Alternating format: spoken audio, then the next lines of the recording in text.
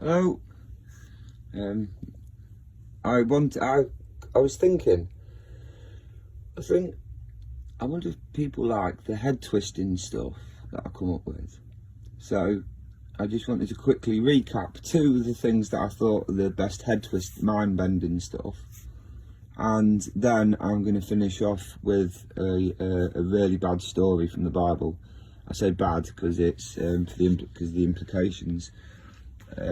People, I'm going to go for the one that really made me sit up and go, crikey, is it that serious, is it? Okay, so to me this is just explaining how serious it is, so let's go. The concept of living forever. In the Bible parameters, God will wipe away every tear from our eye, and death will be no more, neither will pain nor suffering. All of these things have passed away. Nor mourning, pain nor suffering nor mourning, all these things have passed away. So it's getting rid of everything that causes us death, basically. It's getting rid of old age, disease, no natural disasters will help, or nothing natural will attack us in the form of a disaster or animals. We'll be perfect, so we won't make mistakes. We won't be suicidal because every day will be better than the last. Like I say, you'll be in permanent holiday mode. You're definitely not suicidal in permanent holiday mode here. Your other people won't be wickedness, so no one else will attack you. And believe it or not, that pretty much covers everything. And because God is removed, it will have removed all these things, it will be impossible to die. Now, this is the head scratching bit. The concept of living forever is people think about it, and it's too, in the big form, like forever, that's a massive amount. Well, yeah, it is, but we're only awake for 24 hours. So the concept of living forever is simply just getting through 24 hours on a repeated basis. Tomorrow doesn't exist. When tomorrow arrives, it's changed format, and it's now today. So you're always chasing tomorrow, and when it arrives, it's today, it's not tomorrow. So tomorrow doesn't exist. You're only awake for 24 hours.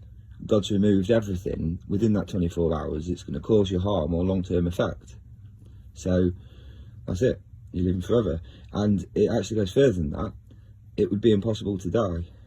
That's why we'll live forever, because it will be impossible to die. It's not like we'll forever avoid dangers. Forever, dangers will have been removed, and that's why we'll be in holiday mode 24/7, and it's going to be sick. So that's the concept of living forever. The future utopia of clean energy that we look forward to has already happened.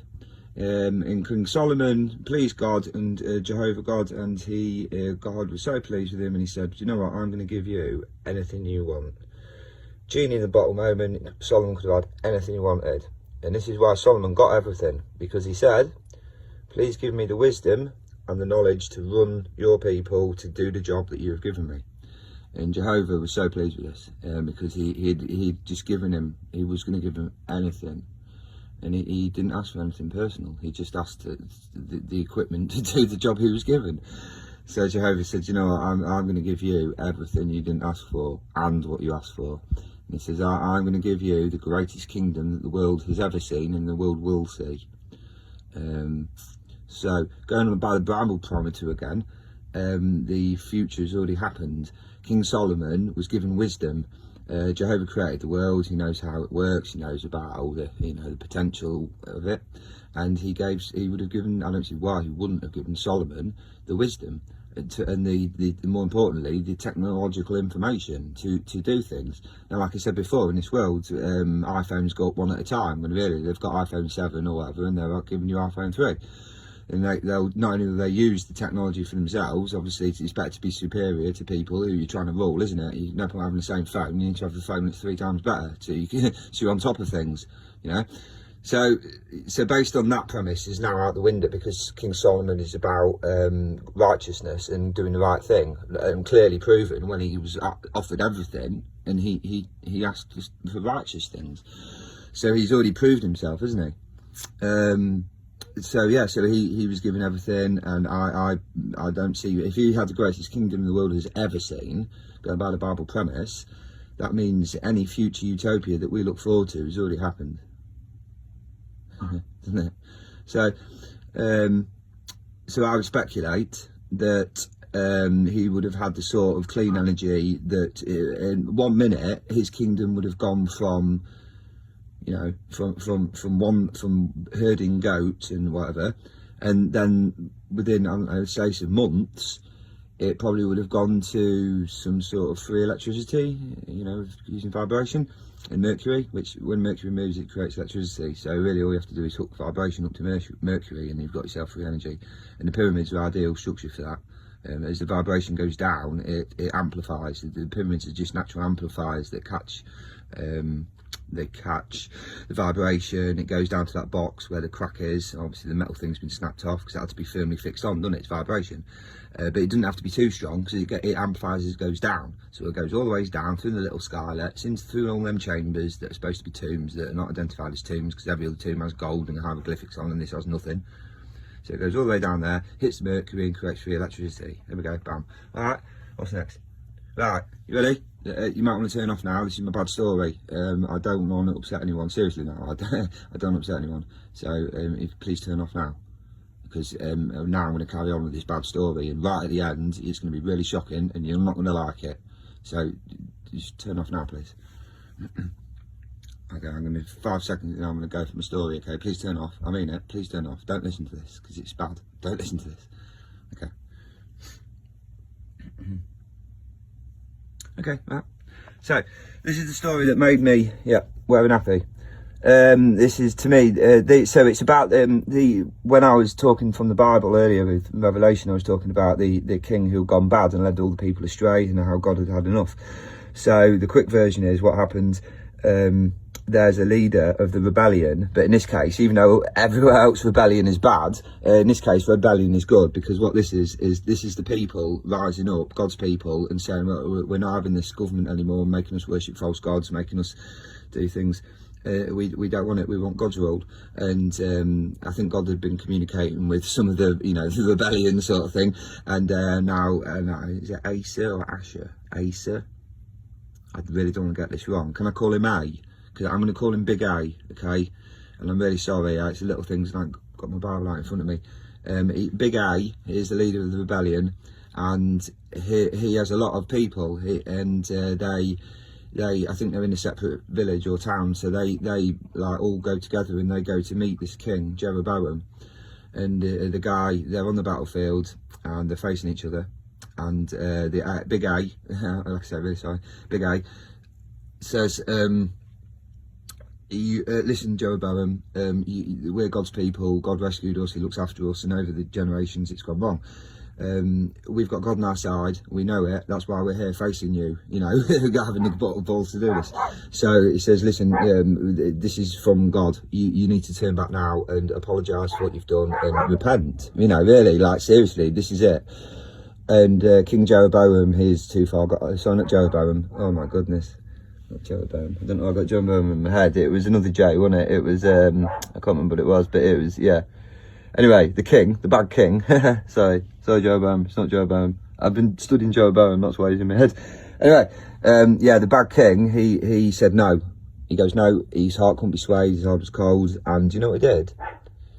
He's just been told by one of God's prophets, God's go-to person, who God's supporting, so therefore it's kind of basically his prophet, isn't it? And all really a prophet is, if you think about it, not to be horrible to them, it's just a message boy, isn't it? It's someone that God says, okay, right, please send this message. And the prophets have to have enough guts to go, all right, I'm flipping out, that message is a bit harsh, you want me to say that? All right. So yeah, that's why these prophets are normally men of action and stuff like that. And it's like, technically a prophet is essentially just an errand boy, really, isn't it? Like, yeah, do you want to do this? But in this case, you're the errand boy for the greatest master in the world, who's going to reward you the greatestly. So it's a real privilege. And any job in God's department is a good job, no matter what you're doing. So that's good. So they went up against this bad king. They're facing each other. And this king said, no, I'm not accepting that. I'm not having it. How dare you rebel against me? And he sent half of his army round the back of them, for the kill. And he surrounded them. And this is when the people said to, this is that battle I referred to, they said to people, God, right, okay, we're here for you, we're doing this for you, and we're going to die, you need to help us. And that's when, yeah, sorry, I said before it was the Persians, wasn't I get things really mixed up. I know there was a battle, I know this happened, please forgive me. And yeah, and God listened, and he answered straight away, and he decimated a lot of the army. The rest of them ran. God said to the people, right, now chase them down and kill every one of them, don't let a single one escape. So they did. Go and take over the camps that took over, you know, change them back. They did. These men who thought they were going to die, they're now feeling empowered and adrenaline rush, and they absolutely love God. You know, if anyone ever before had any doubt whether he's going to be there for you, when you're in the middle of a battlefield and you're literally about to die because you've been surrounded, and suddenly he's there for you, these men would have loved him so much. You know, and again, these are vigilant, mighty men. So these are Spartan 300 people. You know, they're brave, they're fighters. It's what they do. It's their job. It's what they do. It's what they train for. It's what they do. And yeah, they're all there for God, and they thought they were going to die. And now all these mighty men were now empowered, and you can imagine the force that would have swept through those villages, can't you? You know, the righteous power empowerment, really, isn't it? They've shown that they were willing to die. They're basically, haven't they? They got marched out there. They probably thought they were going to die anyway, to be fair. And they marched out there, and they put themselves out there and did it. And in the end, they've been rewarded. So yeah, so empowered, they got rid of all the false idols, ground them into dust. That's where an analogy of people grinding things into dust on God's behalf. You know, and this is why God's an OG. He grinds people into, when his enemies, when he's had enough of them, they're gone. The only reason they're in history is for a lesson for other people. You know? So otherwise he would have raised them from history. He's that brutal, you know, and the reason he's that brutal is, you know why? Because he has so much love. He loves the innocent, and because he loves the innocent, it's mirrored. So he hates, as much as he loves his innocent children who are being abused, that's how much he hates the people who are doing it. So that's why things are completely brutal. So I'm just preparing you for the end.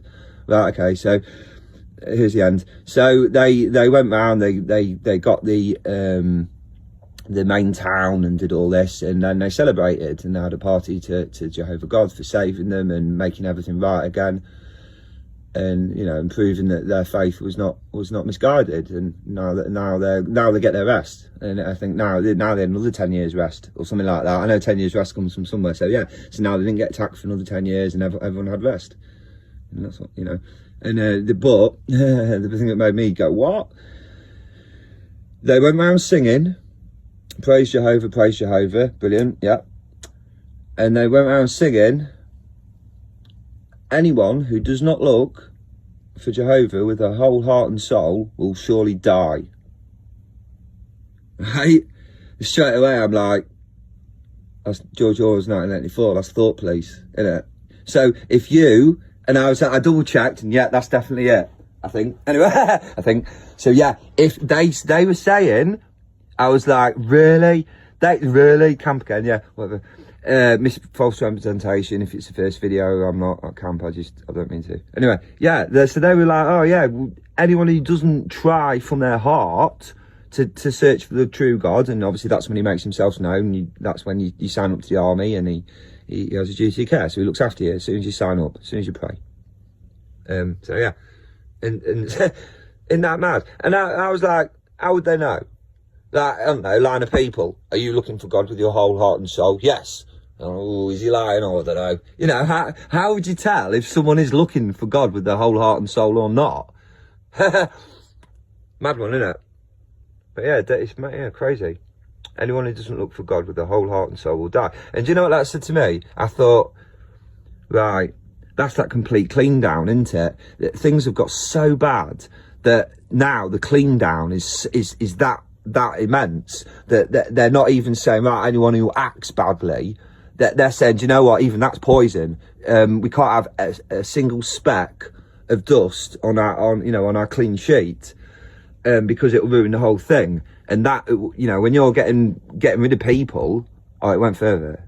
Yeah, anyway, but when you're getting rid of people because of what they, you know, it's bad, isn't it? I'm stuttering now. But yeah, that's how brutal it's going to be. Complete clean down, even down to the thought police. If you're thinking bad things, you're gone. Crazy, isn't it?